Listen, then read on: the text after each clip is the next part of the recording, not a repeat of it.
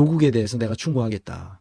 욕심 부리지 말고 국회의원 서너 명의 정당 조직부터 운영해 보면서 운영할 능력이 없는 것으로 나는 보니까 민정수석실 하나 운영을 못 해가지고 절절맨 거 아니야. 리더십을 발휘한다는 것이 어떤 것인지 스스로 실행해 보는 것이 좋겠다. 조직은 결코 구호로 운영되는 것이 아니다. 뭐 이렇게 하면서 뭐 밤낮 구호 외쳐봐야 조직이 굴러가지 않아. 민주주의 붕괴는 운동권의 샤우팅 막 외치기 때문에 성공했어요. 그거는 사실이지만 운동권은 그렇게 할 수 있지만 조직 운영은 그렇게 되는 게 아니야. 샤우팅으로 되지 않아. 조국과 조국 혁신당을 지지하는 사람들의 부류를 보면 측은지심 때문에 그래요. 그러나 공과 사는 분명히 구분해야 됩니다. 그리고 이제 절치부심 와싱상담해서 이제는 완전히 단단한 모습으로 나타나서 옛날의 조국이 아니다 이러는 사람들이 있는데 자기 스스로도 그래. 자기가 옛날과 같지 않다고. 웃기는 소리야. 과거에 대한 인정과 성찰의 흔적은 전혀 없어요. 인간에 대한 몰이에 자기가 뭘 잘못했으면 어떻게 사과하는지 그 사과의 진면목을 보여주는 것이 바로 춤이에요. 내가 강의했으니까 보시기 바랍니다. 이재명은 민주당 대표로서의 민주당을 제대로 개혁하지 못했을 뿐만 아니라 사이다가 빠진 것 같아 실망한 나머지 조국을 지지하겠다는 사람들도 있는 것 같아요. 착각입니다. 인간에 대한 몰이에. 이재명 편 244강을 참고하시면 됩니다. 이재명은 친문 세력에 딱 붙잡혀가지고 움떠짝할 수 없게 돼 있었어요. 민주당은 지난 10몇 년 동안 전부 문재인 따라가는 사람들만 만들어 놓은 거야. 그러니까 민주당의 7, 80%가 뭐냐? 친문 세력이에요. 그러니까 뭘 해도 안 되는 거야. 뭘 해도 안 돼. 개혁이 안 되는 거지. 그런데 당 대표가 이재명이 되고 나서 뭘 해보려고 그러니까 아무것도 할 수 있는 게 없었어. 그렇다고 맨날 샤우팅만 해.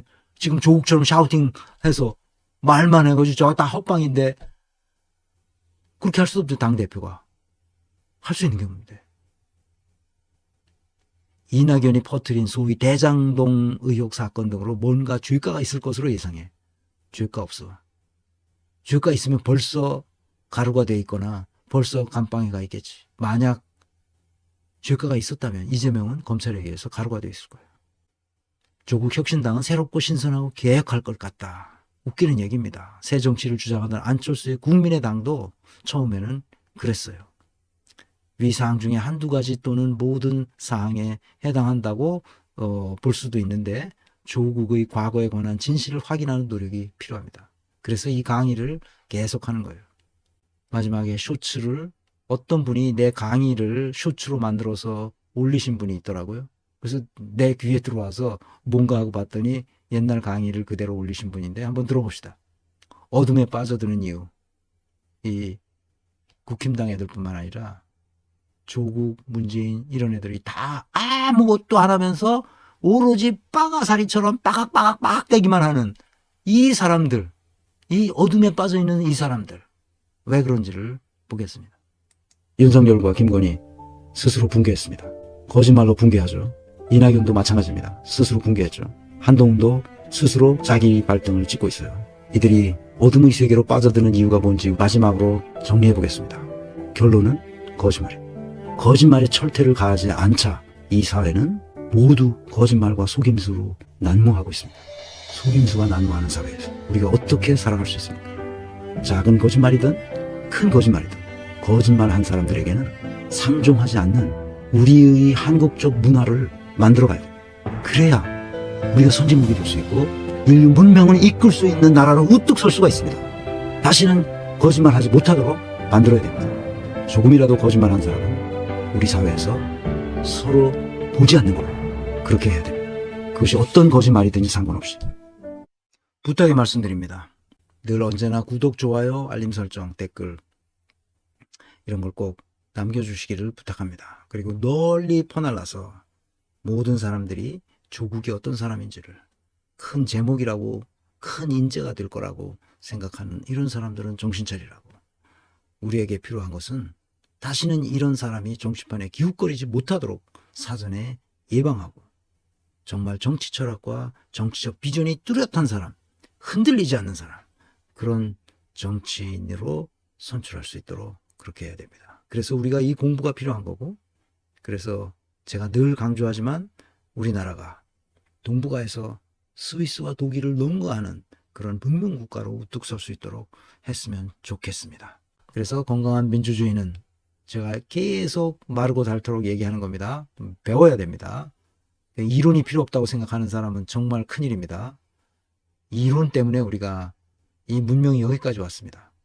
박정희가 그렇게 이론을 더 배우도록 하기 위해서 키스트를 세우고 카이스트를 세우고 그런 것이 바로 그 이론을 배우지 않으면 우리가 세상을 바꿀 수 없다는 사실을 명심해야 됩니다. 그래서 더 배워야 됩니다.